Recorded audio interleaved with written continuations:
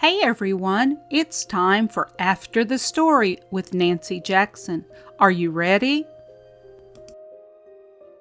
Episode 51. This is a confrontational section. It opens with Donna being thankful for the growth in their lives, new food, and a growing sense of achievements in their world.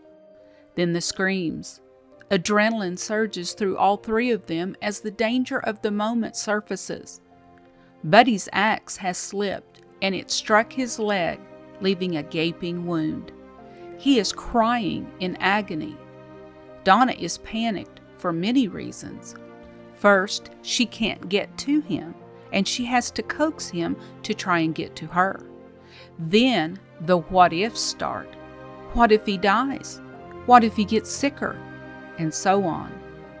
Even though she cared for Buddy, her primary concern was Molly Sue. What if he died and they were left alone? Molly Sue's empathy for Buddy surged, and she cried and was frightened for him. But in the course of it all, she at her small age was the most solid and stable of the three. Forced to live in a sheltered environment where she was loved fully and taught daily about Jesus, faith, love, and godly attributes, she conversed with baby Jesus and knew him in a way that adults usually don't. It was a pure relationship, and she fully trusted in him. And she heard his voice. There was no quote-unquote grown-up noise to block it out. Donna did the best she could for Buddy in her panicked state and limited resources. But God was guiding her all the while. The sterilization, the blanket stitch, not allowing the stitches to get wet.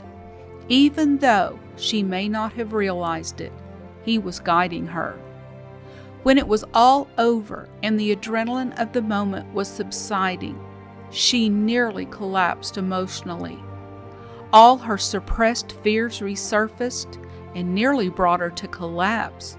But then there was Molly Sue right there at the right time. She brought soft and steady comfort to her mother. There was a time several decades ago when I went through a very difficult divorce. We had not been married very long, but I loved him dearly. Then we had to be separated by a long distance due to work for a period of time. During that long distance, he began to have an affair. When I moved back, he said he wanted a divorce. I was shocked, having seen no signs of it even after moving back. I tried everything I knew to reconcile, not knowing that he was leaving me for another woman. The divorce proceeded, and God provided me with daily comfort. I was heartbroken and sorrowful in heart and mind. The move back and subsequent divorce also coincided with loss of job, physical illness, and several other life-altering events. Step by step, day by day, God was graciously faithful and brought me through. It was not a quick process, and other emotional blows came during that time that would set me back temporarily. To add to the trauma, God made it very clear that He wanted me to pray for the marriage, then to just pray for my ex-spouse. So I did. Praying in that way, fervently praying, causes one's heart to stay tender toward the person you are praying for. It made the healing process take even longer. I prayed for my ex for 3 long years. About year 2, I had the opportunity to buy a new home that had a beautiful backyard. It was a paradise.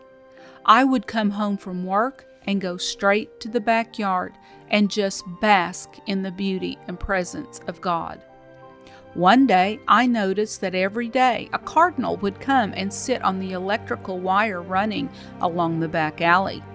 He would just sit there and sing to me. The first time I noticed it, I cherished it. But then I began to realize that he was coming every single day to sing to me.